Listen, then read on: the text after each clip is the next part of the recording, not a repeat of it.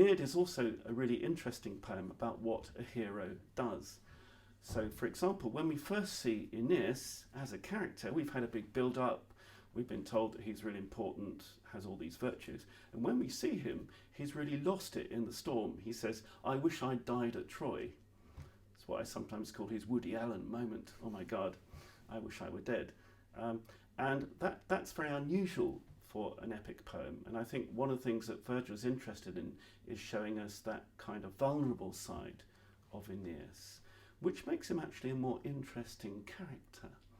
So I think one of the things that the Aeneid is really interested in is a very broad conception of heroism, and in particular in showing how heroism is not necessarily good for the hero. Because this is a Roman poem. The Romans have this very community-oriented culture. The perfect Roman, says Cicero, one of the great Roman writers, is born not for himself but for his country. And Aeneas is a bit like that, because in the course of the poem, he loses all the people he loved just about. He's got no one to talk to.